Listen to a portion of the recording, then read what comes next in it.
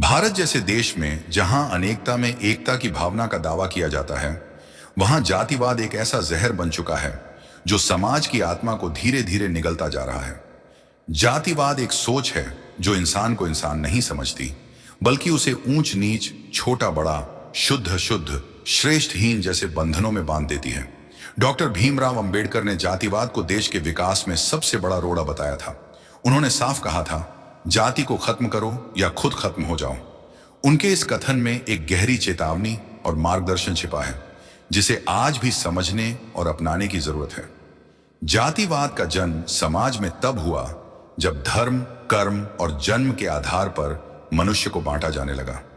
शुरू में वर्ण व्यवस्था कर्म आधारित थी, लेकिन धीरे धीरे इसे जन्म आधारित बना दिया गया।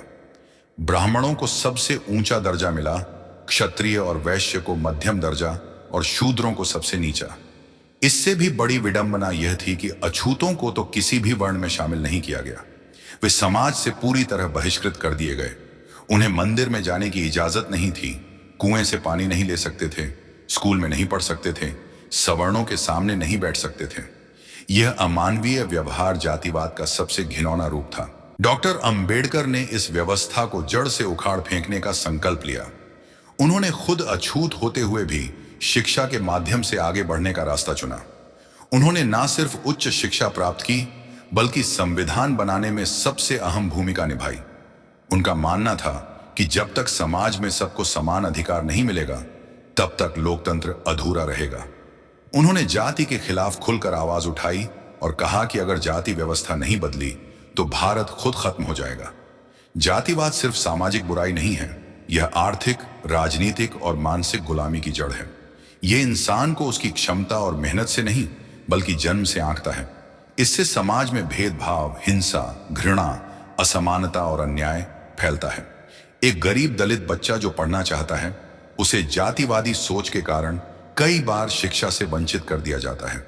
एक मेहनती अनुसूचित जाति का व्यक्ति नौकरी में अपने अधिकार के लिए तरसता है, क्योंकि उसकी जाति उसे नीचा दिखाने के लिए काफी होती है। महिलाओं के साथ तो यह भेदभाव दोहरा होता है। जाति और लिंग दोनों के आधार पर उन्हें प्रताड़ित किया जाता है।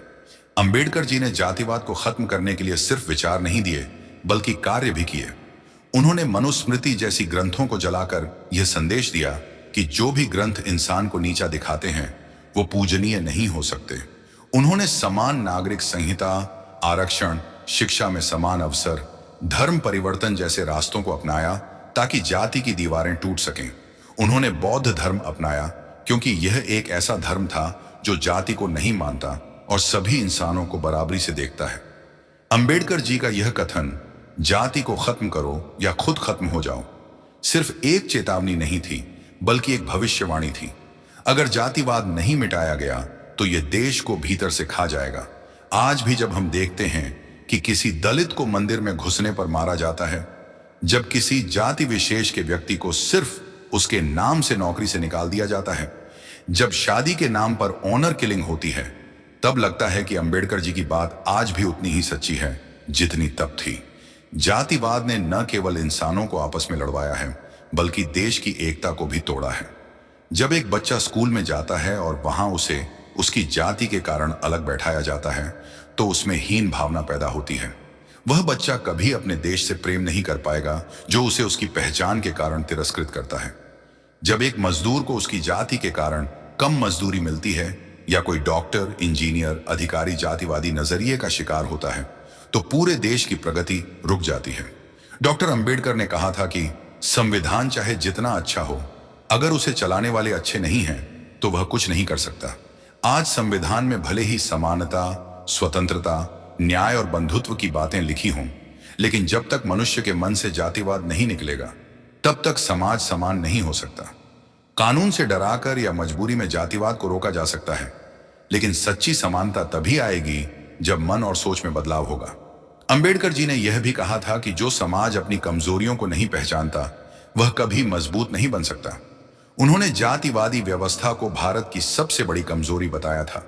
उन्होंने दलितों और पिछड़ों को पढ़ने, संगठित होने और संघर्ष करने का मंत्र दिया। उन्होंने यह भी समझाया कि जब तक शोषित वर्ग एकजुट नहीं होगा, तब तक परिवर्तन संभव नहीं है। उन्होंने एक ऐसे भारत का सपना देखा था जिसमें हर इंसान को सिर्फ इंसान समझा जाए, न कि उसकी जाति, धर्म या लिंग से। आज जब हम अंबेडकर जयंती मनाते हैं या उनके बारे में भाषण देते हैं, तब यह जरूरी हो जाता है कि हम उनके विचारों को अपने जीवन में उतारें।